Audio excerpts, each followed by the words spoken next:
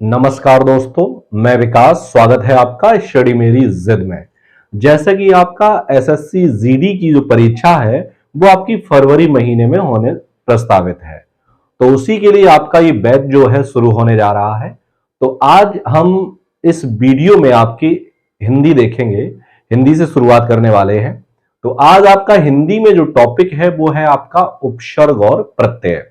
आखिर में उपसर्ग किसे कहते हैं और प्रत्यय किसे कहते हैं, और इनसे एग्जाम में जो है वो प्रश्न किस तरीके से पूछे जाते हैं, उन सभी के बारे में हम इस वीडियो में चर्चा करेंगे। तो चलिए शुरुआत करते हैं।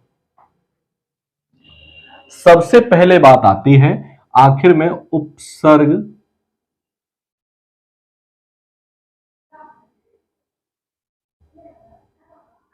उपसर्ग कहते किसे हैं। तो उपसर्ग क्या होते हैं कि वे शब्दांश जो किसी शब्द के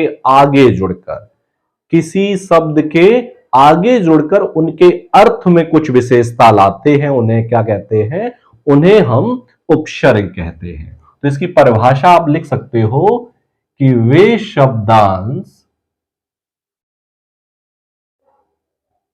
जो किसी मूल शब्द के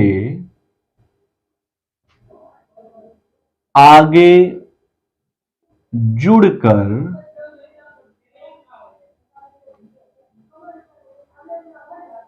उनके अर्थ में कुछ विशेषता लाते हैं,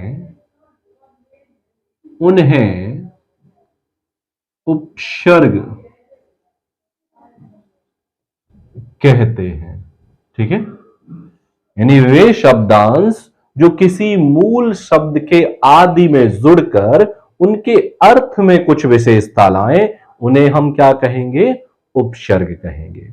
अब उदाहरण हम समझ लेते हैं। उदाहरण क्या है आपके, जैसे उदाहरण दिया गया है, जैसे पेट आपका मूल शब्द है। पेट का मतलब क्या होता है, पेट का मतलब पेट ही होता है। लेकिन अगर इसके आगे मैं भर जोड़ दूं तो क्या हो गया आपका, भरपेट। और भरपेट का मतलब क्या होता है, भरा हुआ पेट, यानी फुल पेट है, खाना पूरा खा चुके हैं। तो यहां पे भर के जुड़ने से इसका पूरा अर्थ बदल गया। तो वे शब्दांश जो किसी मूल शब्द के आगे जुड़कर उनके अर्थ को बदल दें, उनके अर्थ में कुछ विशेषता लाएं, उन्हें हम क्या कहेंगे, तो उन्हें हम उपसर्ग कहते हैं। जैसे भरपेट है, अनुकूल है, ठीक है, प्रतिकूल है, आजन्म है, आदि। बहुत से ऐसे शब्द हैं, ठीक है, आदि शब्द हो जाएंगे। तो इतना आप समझ गए कि वे शब्दांश जो किसी मूल शब्द के आदि में जुड़कर, यानी पहले जुड़कर उनके अर्थ में कुछ विशेषता लाते हैं, उन्हें हम क्या कहते हैं, तो उन्हें हम उपसर्ग कहते हैं। उदाहरण आप समझ गए होंगे। अब बात आती है हम प्रत्यय किसे कहते हैं। तो थे उपसर्ग, प्रत्यय क्या होते हैं। उपसर्ग किसी मूल शब्द के आदि यानी पहले जुड़ते हैं, और प्रत्यय जो होते हैं किसी शब्द के अंत में जुड़ते हैं। ठीक है, तो यहां पर आप लिख सकते हो कि वे शब्दांश जो किसी मूल शब्द के अंत में जुड़कर उनके अर्थ में कुछ विशेषता लाते हैं,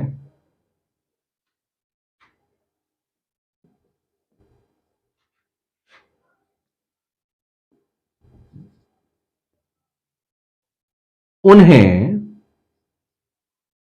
प्रत्यय कहते हैं।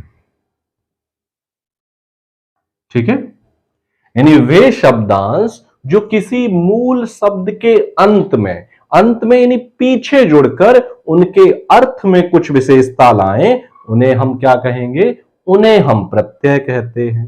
और वे शब्दांश जो किसी मूल शब्द के आगे जुड़कर उनके अर्थ में विशेषता लाते हैं, उन्हें हम उपसर्ग कहते हैं। ठीक है, उपसर्ग आगे जुड़ते हैं मूल शब्द के और प्रत्यय पीछे जुड़ते हैं। ठीक है, जैसे आप यहां पर उदाहरण समझ सकते हो।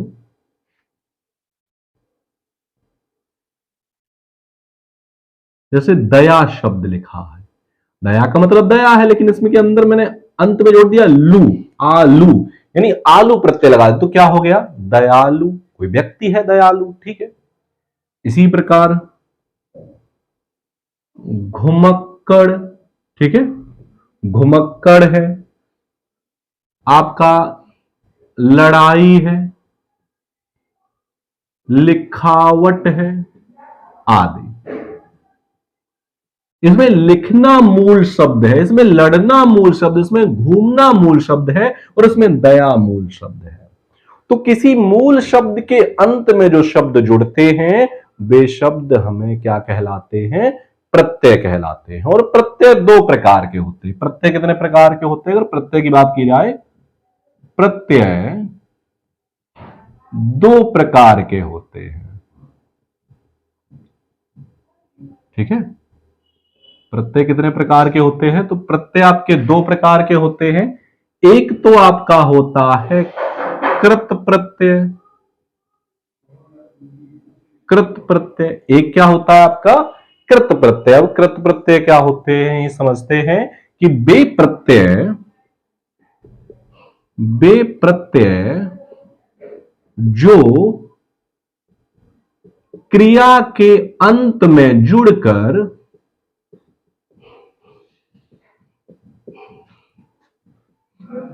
उनके अर्थ में कुछ विशेषता लाते हैं, उन्हें कृत प्रत्यय कहते हैं। ठीक है, तो कृत प्रत्यय किसे कहते हैं? कृत का मतलब है क्रिया। वे प्रत्यय जो किसी क्रिया के अंत में जुड़ते हैं उन्हें हम क्या कहेंगे? उन्हें हम कृत प्रत्यय कहते हैं। जैसे आपका यही था आपका उदाहरण में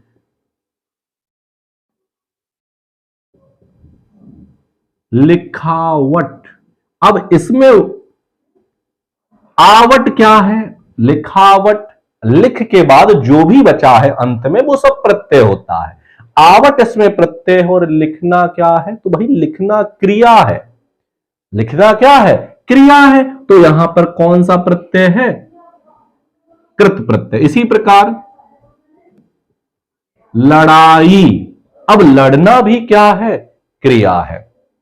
तो वो वे प्रत्यय जो क्रिया के अंत में जुड़ते हैं क्या कहलाते हैं? आपके कृत प्रत्यय कहलाते हैं। इतना आप समझ गए। अब नंबर दो क्या होते हैं आपके? ये होते हैं तद्धित प्रत्यय। तद्धित प्रत्यय क्या होते हैं? ये तो क्रिया के अंत में जुड़ते हैं कृत प्रत्यय। और तद्धित प्रत्यय क्या होते हैं? वे प्रत्यय जो संज्ञा, सर्वनाम व विशेषण के अंत में जुड़कर उनके अर्थ में विशेषता लाते हैं, उन्हें तद्धित प्रत्यय कहते हैं। ठीक है, उन्हें हम क्या कहते हैं? तो उन्हें हम तद्धित प्रत्यय कहते हैं जो संज्ञा, सर्वनाम और विशेषण इनके अंत में जुड़ते हैं, उन्हें हम तद्धित प्रत्यय कहते हैं। जैसे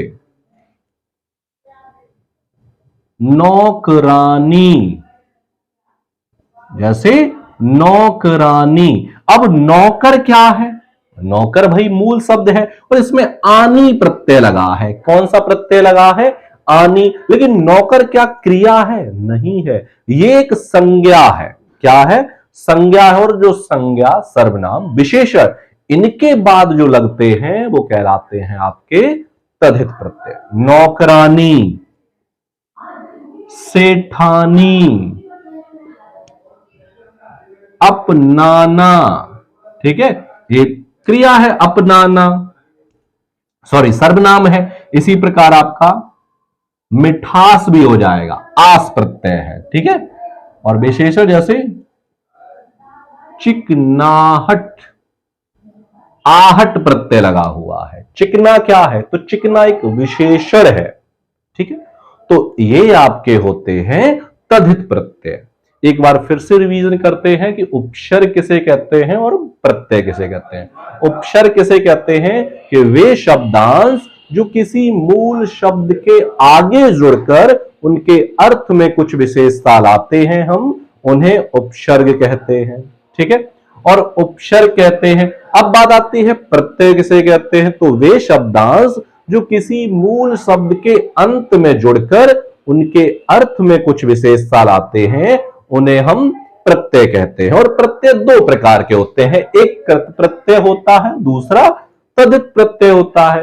कृत प्रत्यय क्या होते हैं? कृत प्रत्यय होते हैं जो क्रिया के अंत में जुड़ते हैं, और तद्धित क्या होते हैं? जो संज्ञा, सर्वनाम और विशेषण इनके अंत में जुड़ते हैं। ठीक है, अब इनके जो ये टॉपिक आप पढ़ा है आपने, इसका जो आप टेस्ट है वो आप इसी वीडियो में इस टॉपिक के खत्म होने के बाद आप करोगे। ठीक है, तो उम्मीद करता हूं कि आपको जो टॉपिक है उपसर्ग प्रत्यय समझ में आया होगा।